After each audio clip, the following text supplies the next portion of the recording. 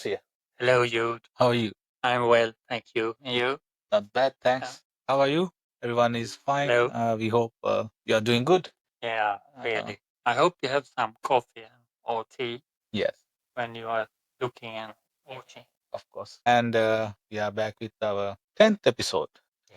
Actually, we had earlier episode into two. Yeah. So part one and part two.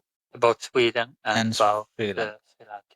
So, well, today we are going to talk about. Yeah, I think we could try to talk a bit about the situation for children in our countries. Okay. Activities and different kind of rules that are decisions made by politics and like that, and how well the children is taken care of or not.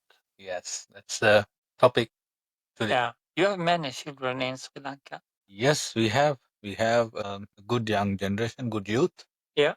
In Sri Lanka than elder generation. And yes, of course, we have quite a, I would say, Z now, not Gen Z. It's more than that now. What's that? So Generation Y, X, Y, Z, Yes, Generation Alpha Alpha now. is from 2004 to 2014, I think, or Yes, something like yes. that. Now And then Zeta, 90 is right. that's the young children, or is it Y that is the youngest? Youngest, yes. So, Your definitions. of course. Well, I just want to mention that I think there is a kind of feeling in Sweden that Sri Lanka, as in Africa or Asia, that families have many children. I think so, and I think that's wrong. In Africa, you have many children. That I know you can show. But in Sweden, we now, 1 year or 2 years ago, the figures show that we had less than 2 children per family, and it's going down for the first time in 30 years, I think. And we don't really know why, but the same phenomenon seems to be in other Western countries. Not only Western countries here. I think it's happening in Sri Lanka at the moment also. It is After okay. because before 80s, our parents and our grandparents would have 5, 7, more than 8 children. Yeah. Now it has gone down to again like in Sweden to 2 children or even single child. Yeah. And also there are many aspects due to like parent separations, parents get divorced, such things like that. So I would like to know about Sweden society of children and what their future and what's the situation at the moment. If we can go through it. Well, we still have many children in Sweden. It's about 15% of the population that is younger than 18 years. Legally, you are called a child in Sweden up to the year you 18. Okay. So you can't marry, for instance, before 18. Until 18, yeah. No, but you can. But when you are 18 and no child no more, you still can't buy liquor. Of course. In Sweden, we have a special system for buying. I'm glad that I have been actually asked the ID a few times in Sweden. I was like, wow, proud of myself. I Well, let them. the age for that is 20, so Oh, it okay. must be a good compliment to Yes, you. so 18 means no alcohol until 18, but Till 20. 20. Yes, so we have a monopoly of selling alcohol. It's special stores in Sweden, so it's a very strict control on that. Of course.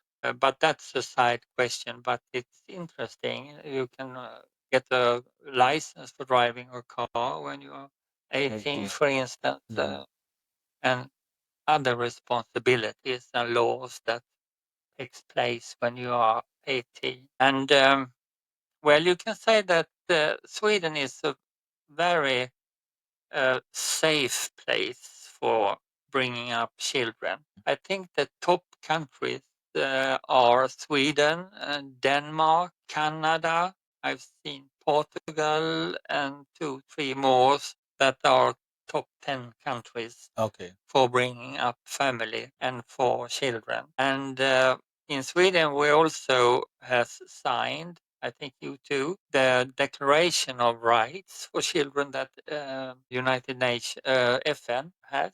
Yes, we have Yeah. as a country. Yes. And in Sweden, we have transformed that declaration to a national decision, political decision, that says that every political decision that is made in Sweden should have one or two or more phrases about how this decision affects children.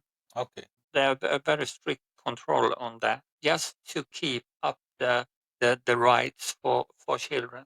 Okay. And why is it safe? Well, you have a good system for giving money to families that are have poverty. Okay. Children that lives in family that has a very, very low income. Okay. For them, you have a welfare system. Yeah, Hmm. yeah, different kinds of support. You have support for paying the rent, for instance. And I think I told you in a form earlier pod that we also give money to every family, rich or poor, that has children. And it's about 1,200 Swedish crowns, I think, Per children per children per month. per month. Yes. And that's about 120 euro. Mm. So that helps, of course. And those who are really absolutely in poverty, there are more systems that help them. But otherwise, we talked about the school earlier. We have good schools, and they have a lot of activities also during their spare time. You can go to fritids. That's a kind of it's not a school, but it's a place you can go after school if your parents haven't come home. You go to this place and you can talk with friends, and you can do your homework, and you can play different kind of things. And there are adults there that can take care of you, give you something to eat, maybe. So it's say Sweden is a good place to have children in and bringing up children. Yes, but um, even the sun has the dots. There is a growing problem with the mental health for youth, mostly those in the age of maybe teenage time, 12, 13 up to 18, 19. It's a problem that is growing. You can discuss what the reasons are, but they mention the social activities in social media, for instance. A lot of time on the phone and yes, and they are lonely when they are sitting with it. For instance, you can reach whatever on the social media. The parents has a great responsibility to help the children navigate in social media. And my thinking is that the parents are not taking their responsibility as much as they should. And what that the reason for that, I don't know. But it's a very hectic time for families nowadays. You are going to work and you have to do activities, and it's everything is spinning. Fast paced, yeah, fast paced society now. Yeah. They're growing. Is it like in Sri Lanka? Yeah, when it comes to Sri Lanka, I would say, it my experience as coming with my childhood, we had a time of no digital tools or technology that much as even for your generation also. So I think we are the last generation of having all the mix and building up to the technology because I'm a 80s baby. So I brought up in the 90s. In Sri Lanka, we have some problems as well, but in terms of, as you said, in Sweden, there are age limits for the marriage, like similar like in Sweden. You can't marry underage, or you can't even have alcohol or buy alcohol underage. But that doesn't mean it's not happening, but happening sometimes illegally because of we have and had a crisis in our society also recent past due to trauma of the war and stuff. But now the systems are getting in place. They are trying to implement strict systems, strict rules. We have rules. We have a good education system, but sometimes, as you said, as in Sweden also, we have underprivileged families. They can't actually even send their children to education or school and even buy clothes or shoes. We have families like that. Even myself, I have helped not much, some when I was in Sri Lanka families, while I can with my ability to support them to at least to support a child to go to a school and get educated. We have some issues there in that term. Beggar? Children as beggar? No, that is prohibited. But sometimes in the past, some parents have forced them to do so. And also, we have a rule that you can't, make children as laborers, and they need to get a proper education, and then they should actually go in the right channels. Sometimes some parents they don't have any choice of, even send their children to work or force them to, uh, you know earn money in some way because maybe their father has died or their mother has died or they are separated.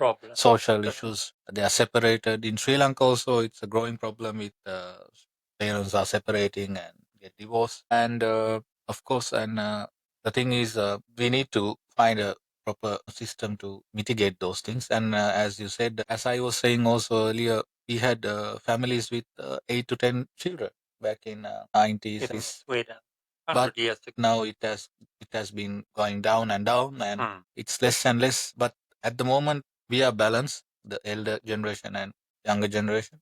The youth is actually having the same issue as such. They are sometimes addicted to the technology with phones and stuff, and certain apps, so they don't actually come as a proper, maybe a product to the society. Sometimes there are hiccups, and also there are traumas as well, as you said in Sweden.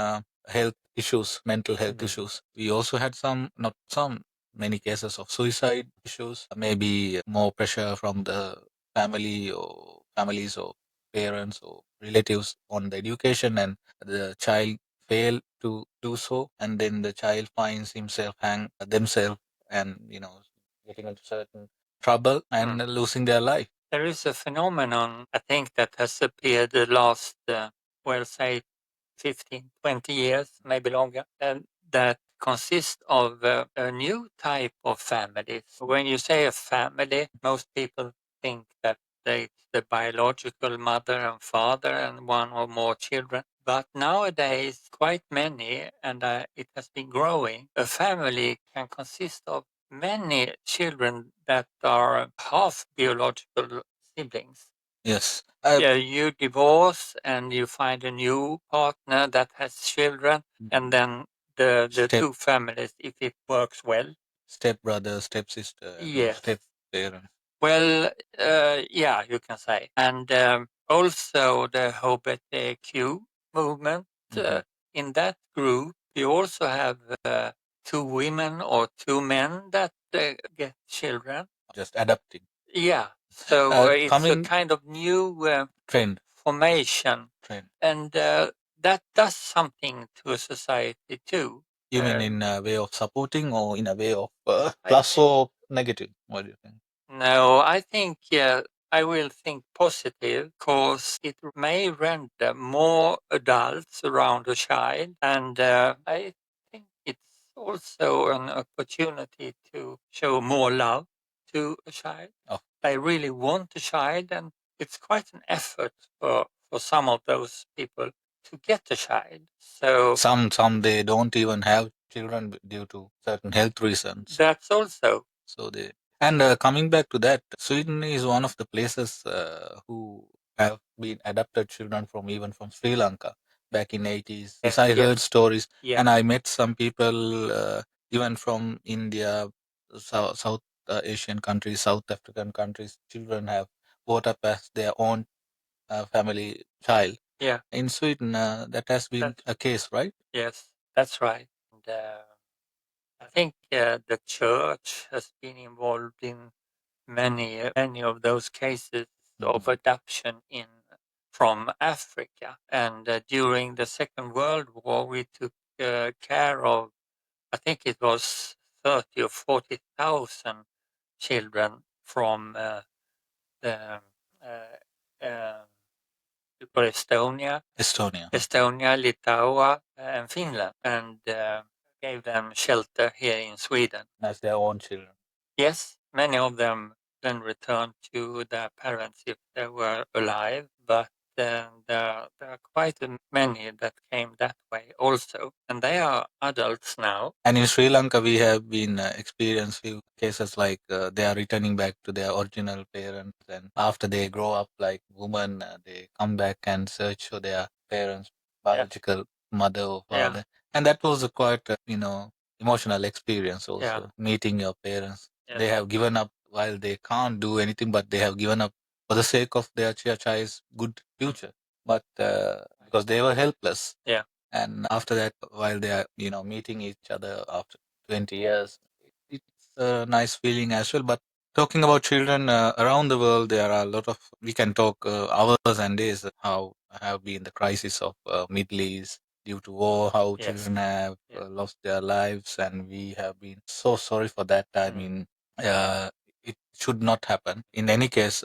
Children should not be as a weapon or a kind of shield against war, or they should not face any kind of trauma or issue, should not come in between some political agenda or something. It's happening every day, every now, every second while we are talking now. So this episode we dedicated to children, and we hope there'll be peace on earth. And will be peace on children, and they should. The children, they are our future. They are future for the human being, for the sake of human being. We should preserve them. That's our own only genetical or genetical what do you call mission in future. We can continue as humans. So that make children. So make children. Make much as you can. They are a blessing. Thank you very much. Thank you very much, and have a nice day. Cheers. Bye.